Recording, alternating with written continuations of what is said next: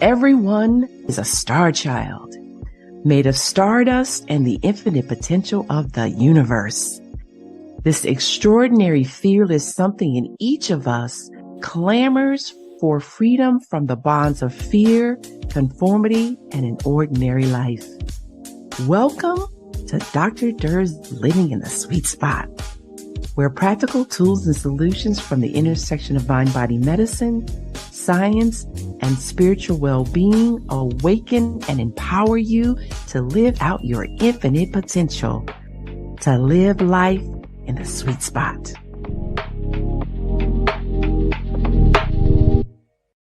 Welcome to Dr. Durr's Living in the Sweet Spot. I'm your host, Dr. Balin A. Durr, a board-certified child, adolescent, and adult psychiatrist with more than 20 years of experience. I'm also the author of Heaven Abounds in You. Today, we're going to do something a little different than what we have been if you've joined me for other programs. Today, I'm going to talk with you about healing those parental childhood wounds.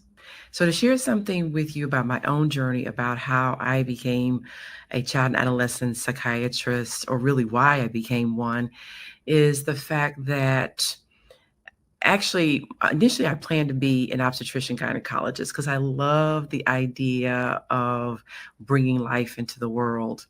But what I didn't realize was that was happening in my own childhood, and my own journey was there were things that I was confused about. And I certainly realized that. And I obviously was, a good student, but just found some things about why certain things were happening, just didn't understand.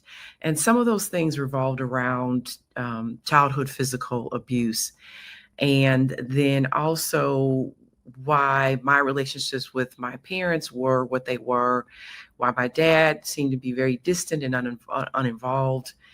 My parents were divorced, and that happened when I was very young.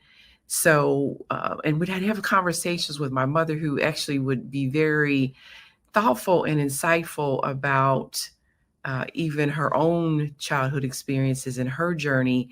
And it caused me to start asking questions. So one of the things that I began to do was, even though I wanted to become a physician, I made that decision in junior high school, again, wanted to become an OB-GYN. Out of my own desire to explore and understand my own childhood, I began looking at certain programs, and I'm watching programming on PBS, public television, and there was a gentleman named John Bradshaw, and he was both a family therapist and a addiction specialist. I became really fascinated with his work because he would have this huge mobile hanging up while he spoke. And the purpose of the mobile was to represent the family unit. So again, we're talking about like the mobiles that you'll see over, a baby's crib or stroller. And again, the mobile in his work represented the family unit. And so, you have different pieces hanging from, the arm. And what happened was that wherever you touch the mobile, it set the whole thing into motion. And so that was one of the things he used to describe how we as a family unit, whether it's the children or the parents or other family members, when something happens to one, it actually affects the other. So again, I go on to medical school, doing my rotations, and I get to OB-GYN and really discovered I didn't enjoy being a surgeon. So I was like, okay, God, what you got for me next? And I really didn't worry about it. I just knew that whatever was for me would unfold and present itself to me. As long as I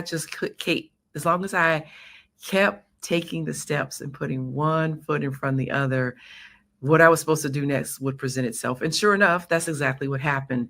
So psychiatry is one of the required rotations that all medical students have to do. And when I got there, noticing the energy of the residents and also the fact that they actually had time to sit down and talk with patients. And I was like, this is my flow right here. So of course, went on to become a psychiatrist.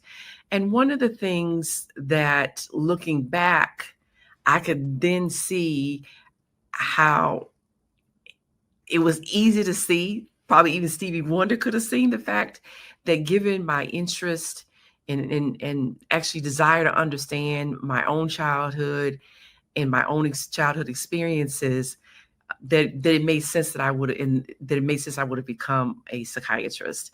Watching the PBS programming with John Bradshaw, it made sense that I would become a psychiatrist.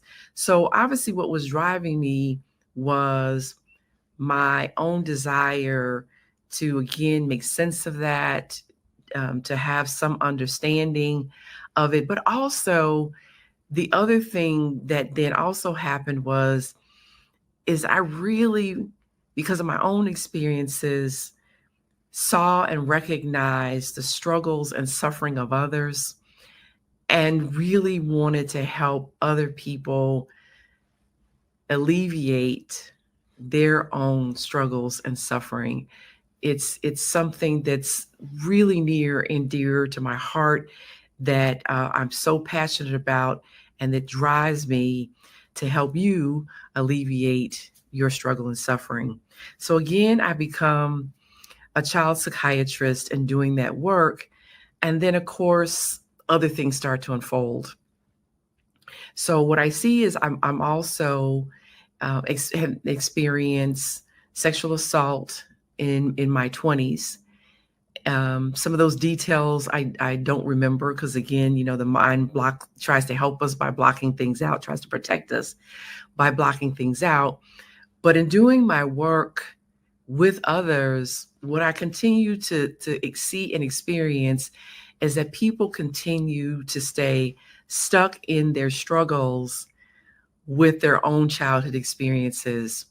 So again, I'm going to talk with you about that today, and try to give you some tools in order to begin to, if you're not already doing your healing, to start doing your healing around that. And if you are doing your healing, to help you propel yourself further along your healing journey.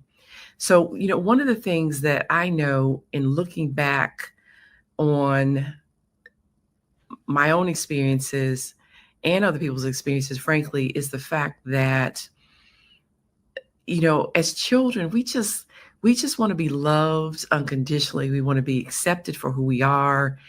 And because the mind itself is designed to try to make sense of things, to make meaning of things, and then to give it a place, both for understanding, but also for protection. As we all well know, children kind of make things about themselves. They're kind of the center of the universe. And of course, that has benefits, but it also has disadvantages. So the disadvantage to that is that when children experience things that are negative or harmful, with their parents, sometimes there's a tendency to blame themselves. So, I remember one of the elders in my village, Mrs. Mary McCullum, she would say, we'd like our parents to see a better brush of us. And so sometimes what kids will end up doing is, if their parents divorce, the child will blame themselves. And what they certainly have a tendency to do is, if somebody harms them, whether it's a parent or another adult, but especially if it's a parent, there's a tendency for a child to blame themselves. And really the question comes down to, what they're saying is, what's wrong with me that my parent hurt me in that way? Or what's wrong with me that my parent doesn't want to have a relationship with me? And the truth is, of course, there's nothing wrong with a child. But when we continue, even as adults, to see things from the perspective of being a child, from the emotions of being a child, then we continue to blame ourselves. And not only do we blame ourselves, but sometimes not only do we think we're wrong, but we think that there's something wrong with us. Sometimes we think that there's something about us that's irredeemable, that can never be fixed. And so in seeing it that way, we think that we're unlovable. We think that we're undeserving. We think that we're unworthy. We think that while we want, a happy life, but there's a tendency to maybe then believe that we won't get it or we're undeserving of it. So the truth, and of course, the truth of the matter is there is absolutely nothing wrong with you, beloved, and there's nothing wrong with me when we're children and people do things that are harmful to us. But again, when we take that on, then what was guilt can become shame, because guilt is I did something wrong and shame is there's something wrong with me. But again, when people mistreat you, there's nothing wrong with you. So one of the things that it's really important to do when you want to start to heal those wounds, those childhood wounds from parents, is one, you have to be willing to see things differently. You have to be willing to see yourself differently. You have to be willing to see them differently, and you have to be willing to do things differently. So what does that look like specifically? What it looks like specifically is that we got to go deeper, and we got to go some places that we don't want to go. And a lot of times people don't want to go there because they find, not only is it difficult, but they find it painful. And a lot of times people don't want to face things that are painful because it hurts so much that for some people it feels like they feel like they're actually going to die. And we have to provide courage and support to ourselves so that we know that while we're going these different places, I should say going these difficult places, going to these painful places, we cannot heal what we won't face. And if you're not willing to heal it, the difficulty is that you take it with you wherever you go. So if you have a glass of water, wherever you move the glass is wherever the water goes. And so you can only stop carrying your emotional pain if you are willing to face it, heal it, and release it. So one of the things that it's important to do is we have to recognize that we have the power to do this. We have the power to heal ourselves. We have the power to make our lives better. We have the power to be happy. And as long as we're dependent upon somebody else, then our lives may never be better. We may never find the happiness that we seek. And sometimes folks get conditioned to believe that they're powerless, but the truth of the matter is we're all powerful. And the reason we're all powerful is meaning that each of us is powerful. Not that we are all powerful for all things and everybody, but each of us is powerful because we have the ability to choose. And what I mean by that is, like, the weather is the weather. It's, the weather's hot, whether it's cold, whether it's raining, whatever the weather is, we don't control the weather. We can't snap our fingers or do something else and make it different than what we want it to be. But we have the power to choose how we think about the weather and how we react or respond to the weather. So for instance, if it's raining, we have the power to choose the thought, I like this weather. The weather's okay. The weather's terrible and awful. Understanding that whatever you think about the weather, though, it's going to create your emotions, your mood, and how you feel. The other thing too is you have the power to choose how you dress. You have the power to choose, if you're going to leave early, or if you're going to take a different route, if you're going to drive a slower speed. So that's where our power lies, not in control over events or circumstances or other people, but in how we think, how we feel, and how we respond to what's happening. So another thing to think of it is also as children, we get a blueprint. And most of the times we're unaware of that blueprint. And what do I mean by we get a blueprint? Meaning the people around us are acting in ways that we're watching and that we're copying. And so what they're teaching you is this is how women behave. This is how women mother. This is how men behave. This is how men parent. So a lot of times we're getting that blueprint, as I like to say, sometimes, some of us, we get a blueprint for a mansion. Some of us get a blueprint for a 3,000 square foot house, some 1,500 square feet. But some of us get a blueprint for a garage, or some of us get a blueprint for an outhouse. And the other power that we have actually is the fact that while they give us a blueprint, the fact of the matter is we get to decide if we want to build the same structure, if we want to renovate it, or if we just want to tear that sucker down and start all over. So when you're aware of that, then again, that understanding helps you exercise your power, your choices, again, in ways that are going to help you build a happy life. So one of the things that happens too in childhood, and I'm going to tell you the story to kind of help explain this. There is a man who one day decides he wants to go to the circus. So he's walking around and he's looking at, the different animals and things like that. And all of a sudden he comes to a dead stop in his tracks. Why? Because he's looking at this big, strong, powerful elephant that is standing perfectly still, only held in place by a rope around its leg, staked into the ground. He cannot believe what he's seeing. So he's like, I got to go talk to the trainers and find out how they're able to do this. So he goes and talks to the trainers, and the trainer goes, oh, that's easy. We got him as a baby. And so what we did was, when he was a baby, we tied a rope around his leg, staked it into the ground.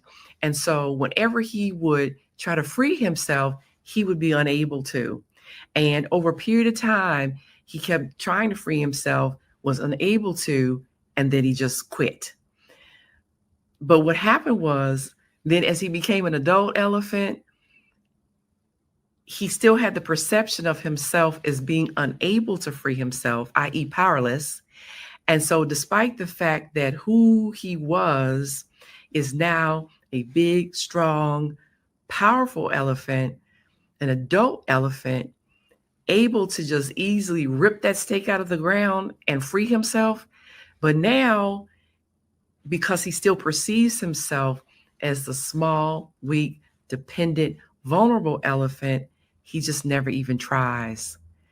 So really what that story is saying is that as adults, it's important that our perception of ourselves evolves so that we perceive ourselves now as the big, strong, powerful adults that we are, instead of the small, weak, dependent children that we used to be.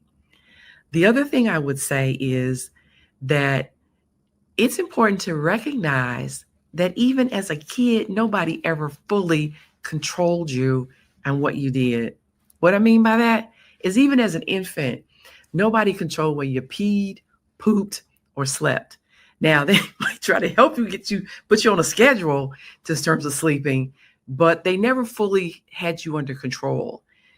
And the same is true even as you got older. Like, I tell people, like, you tell a kid to do certain things, and probably half the time they do it and half the time they don't. So for instance, like if you tell a kid, don't touch that stove because it's hot, and some kids will go, okay. And other kids will go, let me see for myself. So it's important to remember that we still have a lot of choice over ourselves. But we think, how we feel, and what we do. So now the next thing that I think is really important that um, keeps us stuck, frankly, when it comes to healing those childhood wounds about our parents, is that we see our parents in a role.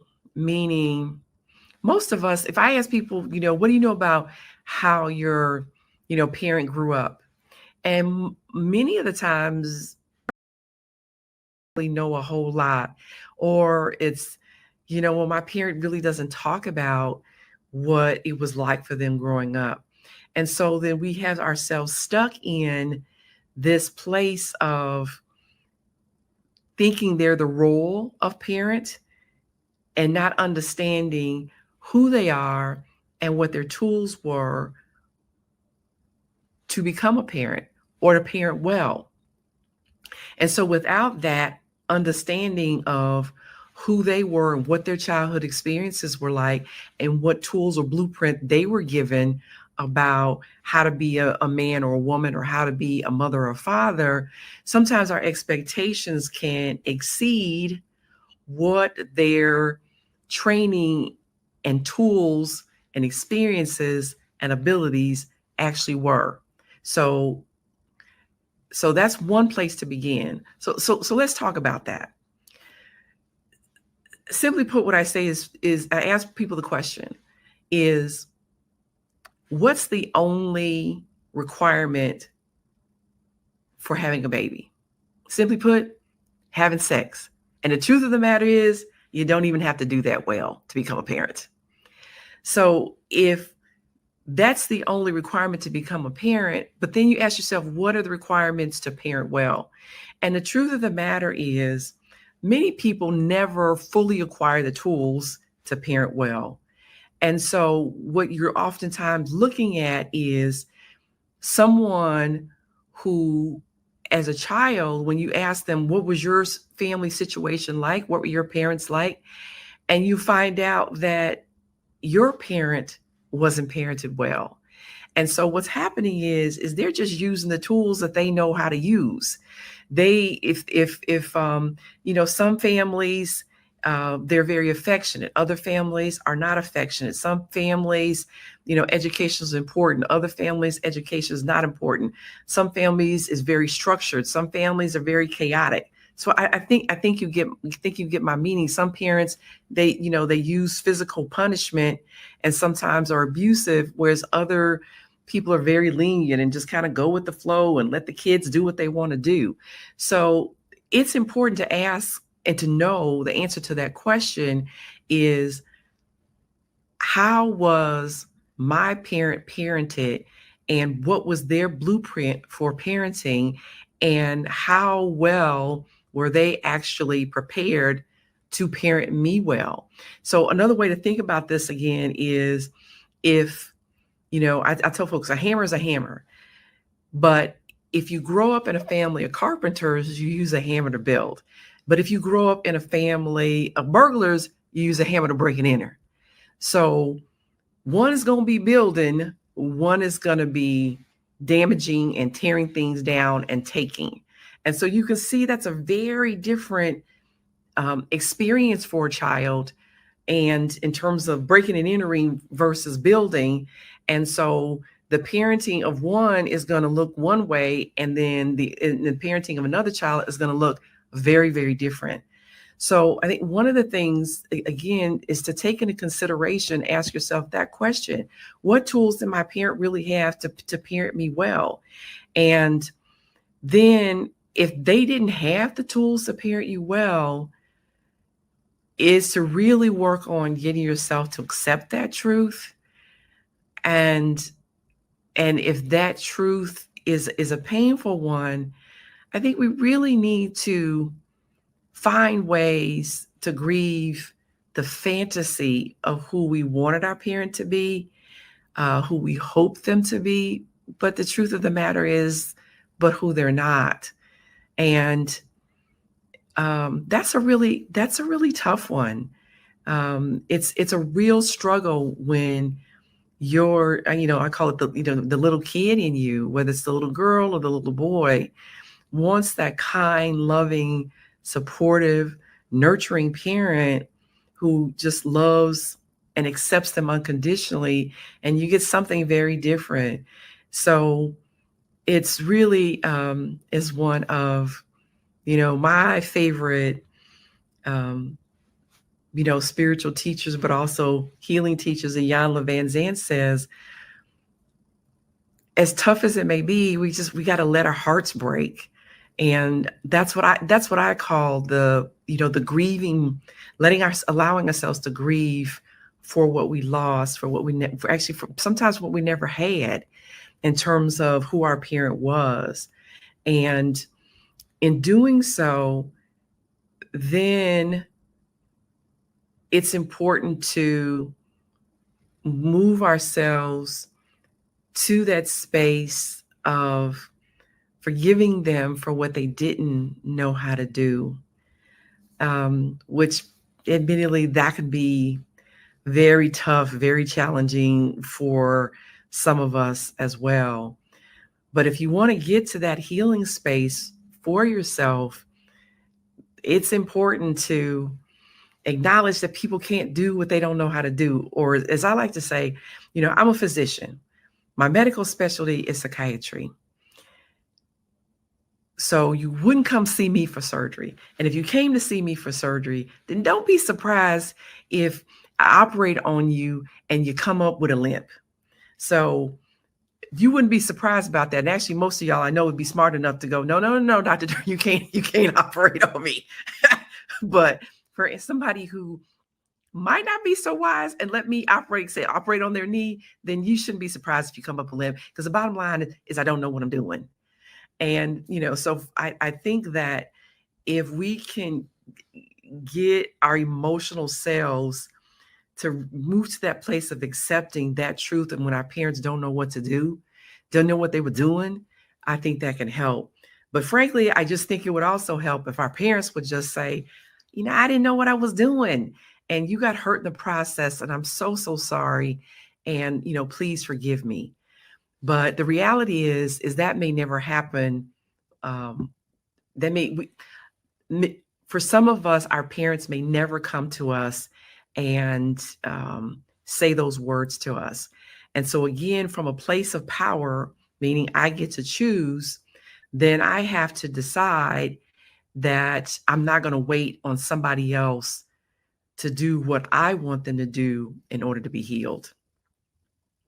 So we're going to take a break, and then we come back, we're going to pick up on this.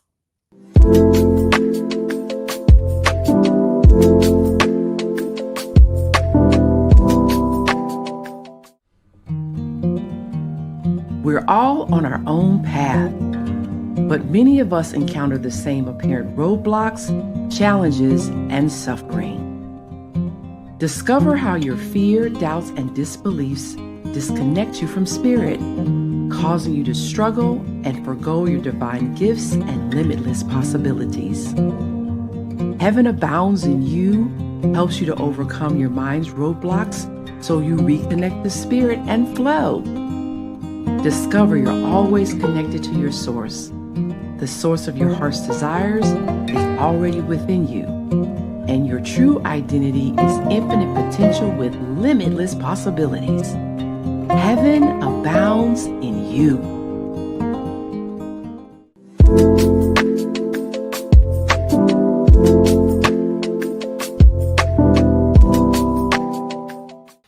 I'm Dr. Balin A. Durr, the host of Dr. Durr's Living in the Sweet Spot.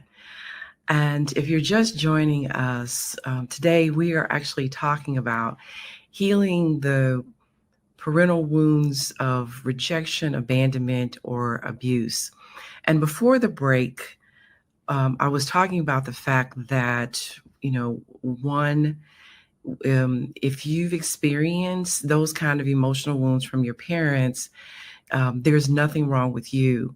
Your parents are doing what they know how to do, what was modeled for them, meaning what was demonstrated for them. They're utilizing the tools that they got and using them in the way that they know how to use them. And unfortunately, you were hurt by that. So so some of the ways that we need to, in order to help ourselves heal, is to, again, spend time learning and discovering about what their models were, their blueprints were for parenting, and then adjust our expectations so that it's in keeping with that reality, as harmful as it might have been for us. Then the other thing too is in getting to know them, also saying what was their childhood like for them, what were their childhood experiences, and I gave some examples about how to think of that. But one of the other examples I wanted to you to consider too, when thinking about what your parents gave you, is the fact that they actually only gave you what they had. So a concrete way to think about that is that, if you were leaving home and you went to your parents and said, can I have $10,000? And your parents was like, no, can do. Either we don't have it or we don't want to give it to you. And again, from a place of recognizing your own power to create the life you want, you have the choice to either accept the $100 that they give you, or if they even can give you $1,000, you can accept that and say thank you and then go get the rest. And that's from a place of, I'm responsible for my own life. Therefore, I'm responsible for my life looking the way that I want it to. And let me accept with gratitude what my parents can give me or are willing to give me, but I need to go get the rest. Another way I talk about that is to say, if somebody else breaks your leg, they're responsible for breaking it, but because it's your leg, you're responsible for healing it. So if somebody breaks it, I don't advise sitting around waiting for them to heal it for you. It's because it's your leg, then you have several options. Go to the doctor, go to the surgeon. You may need surgery. You might need physical therapy. But the healing work for your leg, because it's your leg, is dependent upon you. And if you wait for people to be and do who you want them to be and do for you to be healed, you may be waiting a long time, or frankly, you may be waiting until Jesus come again. So if you want to heal, then it's important for you to assume the responsibility for the healing, not for the injury, but for your own healing. So in addition to then accepting that our parents can only give us what was given to them, which of course means if they don't have the mindset or the consciousness or the awareness to say, this was my life experience, I didn't like it, I want something different for my kids, then they may not have the mindset or the awareness to say, let me learn how to do it better. And then again, they can only give you what's in them. And that's why we hear that saying, hurt people, meaning they give you what's in them. So, one of the things I know I struggled with for a really long time going, we say, well, if I was them, I would do this differently.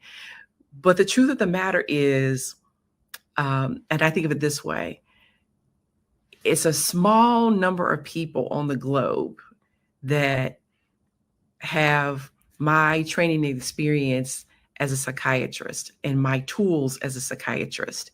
And then the fact of the matter is not every psychiatrist, has the same exact training, has the same exact experiences. So the truth of the matter is, and they didn't have my childhood experiences. So when you take all of that into consideration, there's nobody else on the planet that's like me, that's going to do it in the way that I do it.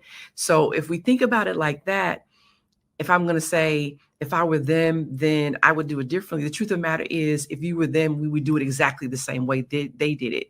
Because being them does not mean I take myself with my experiences and my tools and my training and my education and then put myself in their body. That's not me being them. That's me in their body. And that's not the same. And that is not the same thing. So that's another important realization, that people can only do what they know how to do. And that includes a belief or value for doing it differently other than what their life experiences have been up until this point. So then after that, another way to look at it in terms of the lessons is, again, we talked about then being willing to forgive them, not because it was right, not because it was okay, not because you weren't hurt, but the fact of the matter is, if we wait on other people to apologize to us and then also ask our forgiveness, again, we may be waiting a very long time. So because, again, it's our responsibility for our healing, we may have to move forward without that apology and request for forgiveness for them. So again, understanding who they were, what their tools were, you can develop compassion for your parents. And then, again, accepting that their tools were what they were and that they give you what's in them. So if we can say thank you for giving us what you gave us and then go getting the rest, then again, we position ourselves. Frankly, we free ourselves from being dependent upon other people. One of the things that I know, sometimes we don't always think of it in this way, but the truth of the matter is that everybody gets to choose to do things in the way that they want to do them. And that may not be the way that we think is best or the way that we'll find most helpful. So again, take it upon ourselves not to frankly free yourself from other people needing to be a certain way for you to be happy. Because again, they may never be that way, be the way that you want them to be. So then again, we're talking about looking, now we're going to look at the patterns. When you look at the family patterns, ask yourself, in what way am I duplicating or repeating those patterns? In what way are I'm actually failing to love myself, failing to accept myself, loving myself unconditionally, accepting myself unconditionally, and then choosing people who are like my parents, who don't love me, honor me, take care of me, do harmful things to me. Because that person can't be in our lives, frankly, stay in our lives for many of us, unless we allow them to be. I understand for certain people in certain instances, that choice may not really be a choice that they can exercise easily. But for many of us, as an adult, when people show up in our lives, I think of it like this. I'm the movie director of my own life, so you're the movie director of your own life. And people are constantly showing up, auditioning for roles in our lives. And as the director of our own lives, we get to say, you get the role, or thank you for coming, we'll be in touch. So as an adult, if you have the power to choose that, and you keep choosing people that are harmful to you, it's important to stop and say, let me take a look at my childhood patterns and to see how I'm repeating them so that I can begin to make a different choice. Then the other thing is, again, asking myself, how am I loving me? How am I nurturing me? How am I caring for me? How am I giving my own self, again, the love and the support and the acceptance and the nurturing that I want? How am I making sufficient deposits into myself? Because if you make sufficient deposits in yourself, frankly, loving you and accepting you, then when somebody shows up in your life that's not loving you and accepting you, then you're not going to permit that person to stay, or you're going to get the heck away from them because you understand that this is not a healthy relationship. But in order to have a healthy relationship with somebody else, you've got to establish that healthy relationship with yourself first. And, sometimes people will ask me then, as it relates to their parents, they'll say, well, does that mean if it's, parents or family member, does that mean I got to stay in a relationship with somebody when it's unhealthy or it's harmful? And the answer is absolutely not. You do not have to stay in relationship with somebody who's doing something harmful to you. Meaning, if it's somebody that's a family member and you love them, you can love them unconditionally, but relationship is absolutely dependent upon behavior. Relationship, as I say, love can be unconditional, but relationship is absolutely conditional because it's dependent upon behavior. Do we want the same things, and are we going the same place? And if that person is not acting towards you in a loving and a kind way, then you need to create distance between you and yourself. Or as Jean Van Zandt say, is love them from over there. So you can continue to love them, but you don't have to be near them or interacting with them so that they can continue to do things that are harmful or negative to you. So next I want to talk actually more deeply about forgiveness. And I know forgiveness is a really tough one for many of us. And so what I mean by forgiveness is, again, forgiveness is not sanctioning or approving of some of harmful behavior, but really I'd like to think of forgiveness as we cannot undo what has already been done. So again, let me repeat that. Forgiveness is accepting what has already happened because we cannot undo what has already been done. And I know, again, that's challenging for many of us because some of the things we've experienced have been so hurtful and so painful. And the truth of the matter is, because it's already happened, we can't go back and undo it. So when somebody says to you, forgiveness is for you and not the other person, what they're saying is that when you say things should have been different, what you're doing is tying yourself to a past moment, an experience that can't be undone. What you have yourself stuck in the past because it cannot be undone. And what we may not realize is by being stuck or tied to the past is actually now we're actually living in that past moment. And I've seen it with so many people because they haven't learned how to grieve their losses, that they actually live in a past moment. They really don't exist in the here and the now. And obviously some of us live in our fears about the future, but many of us live in the memories of the past because we're holding on to it, going, it should have been different, it should have been different. And unfortunately, beloveds, it wasn't different, and it can never be different because we cannot go back and undo it.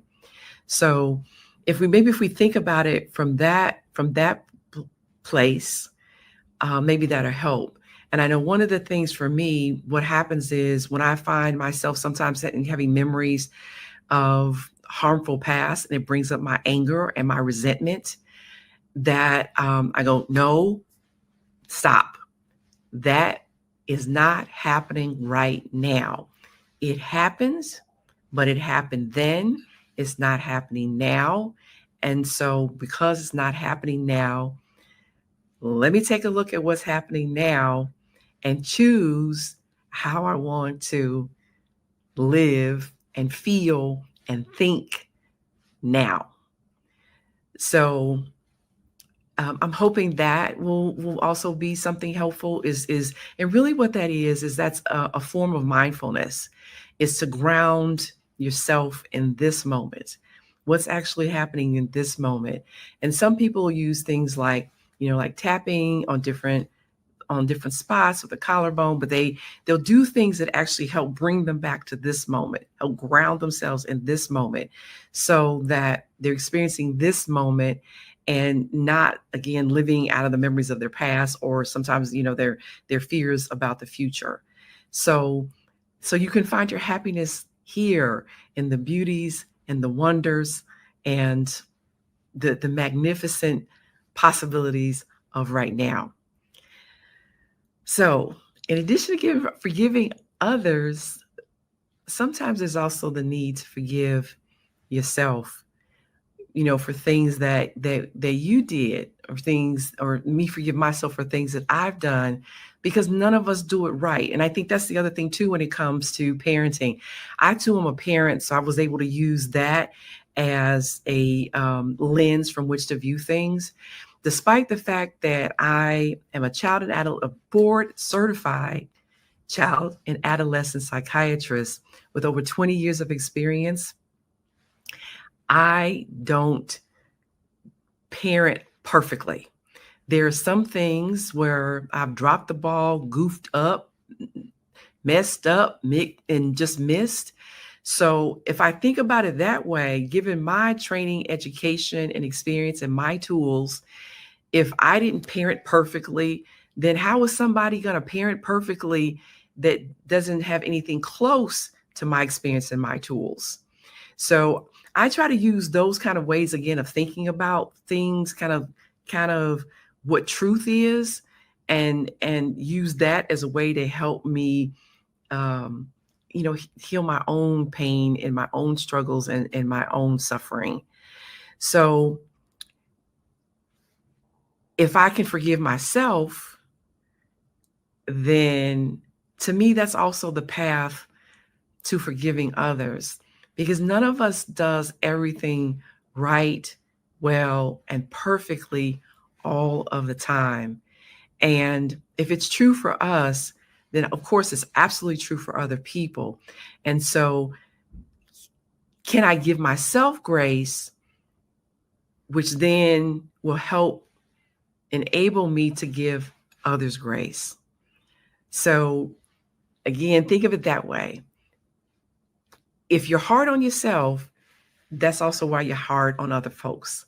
So can you give yourself grace in order to give others grace?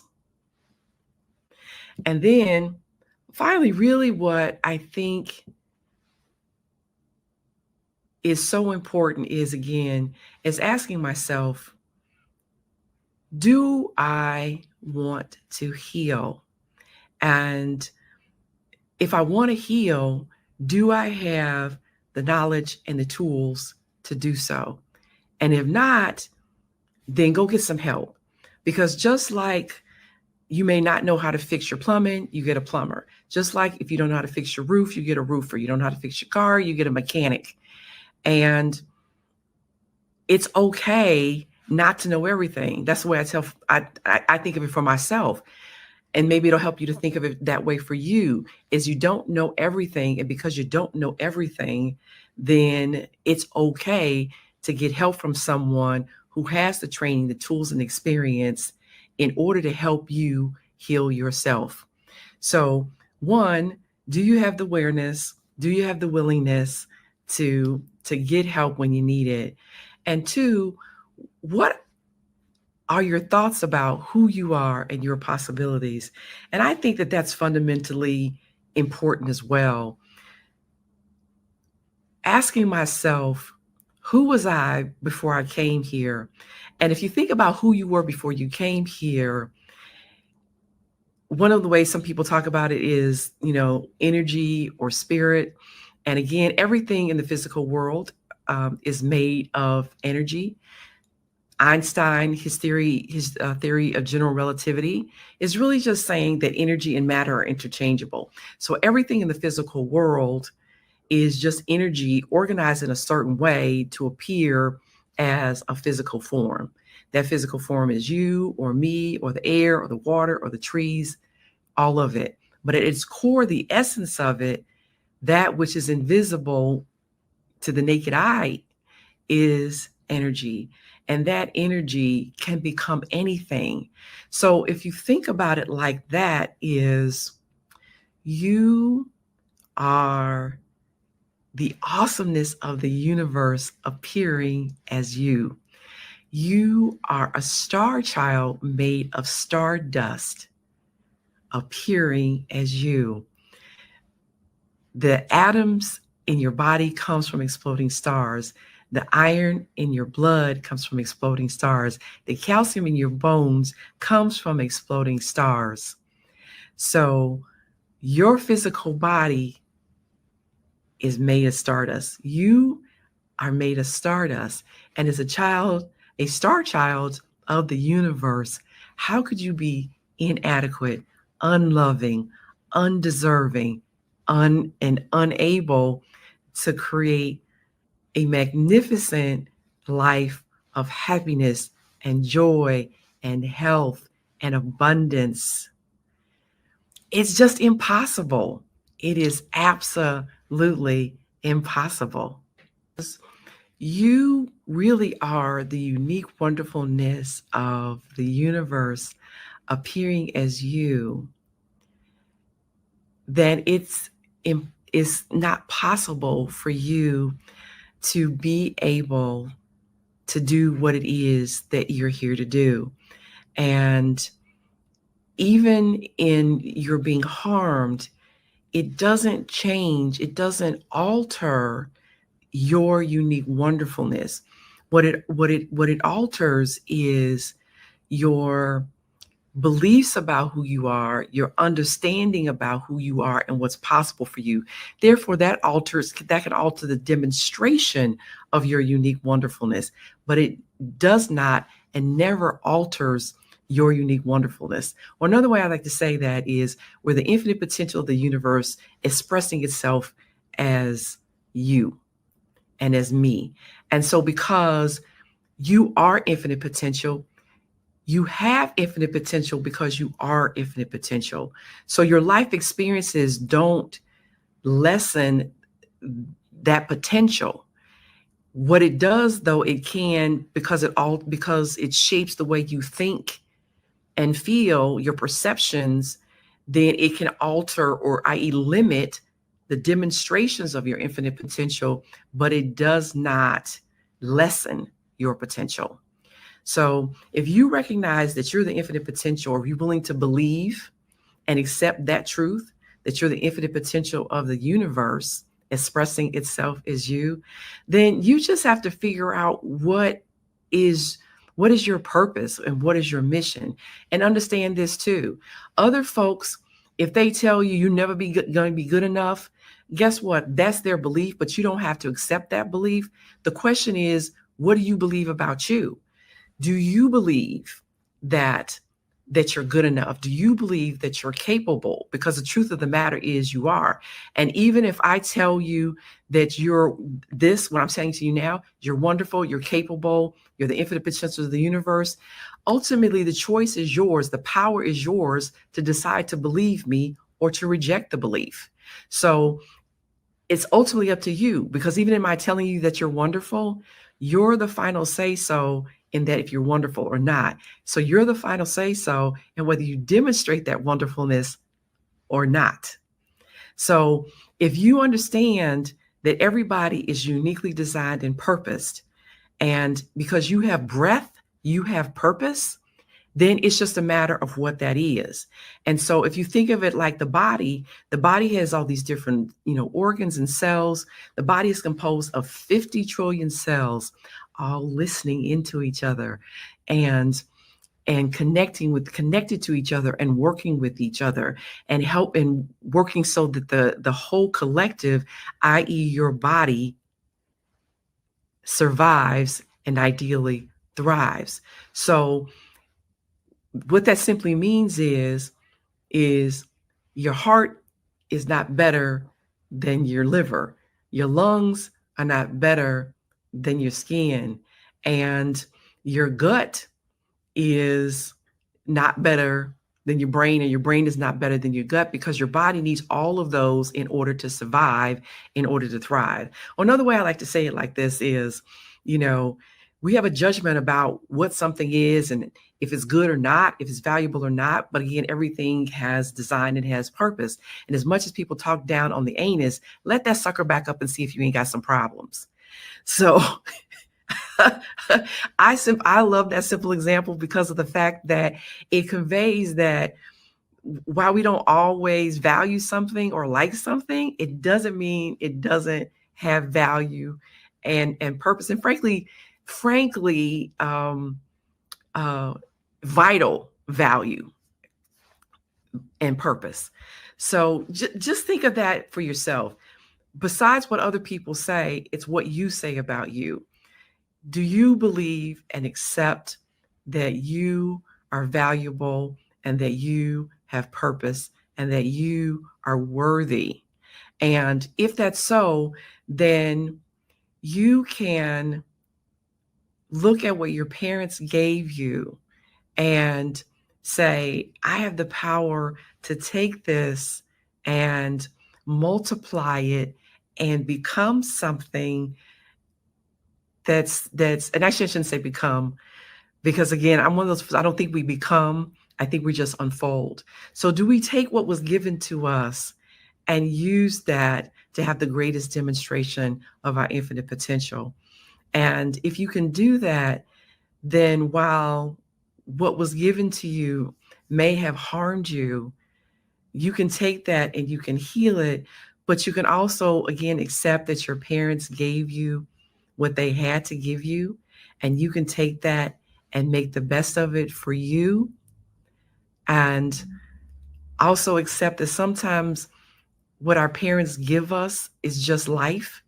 Even for those parents that maybe that walked away from you, that if they give you nothing else, your parents give you life, and that there is much to be thankful for in that gift. So I'm hoping that in this, you will have found your own meaning, worth, and purpose, despite any trauma, abandonment, rejection that you have experienced, that you find yourself worthy, that yet you have realized and accepted your own power to create happiness within yourself, to create the life that you want, not to quit and give up on yourself, because you know that you are responsible for making your life be what it is, including your own healing, getting help with your healing if necessary. I am your host, Dr. Balin A. Durr, awakening and empowering you to live out your infinite potential, to live life in a sweet spot. I'll see you next week.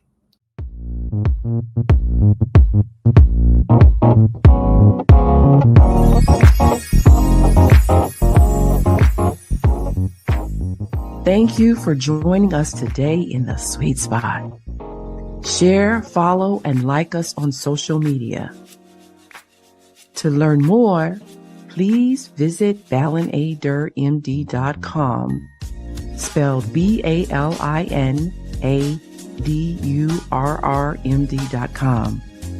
Join us next week, and remember, When you heal your mind, all things are possible.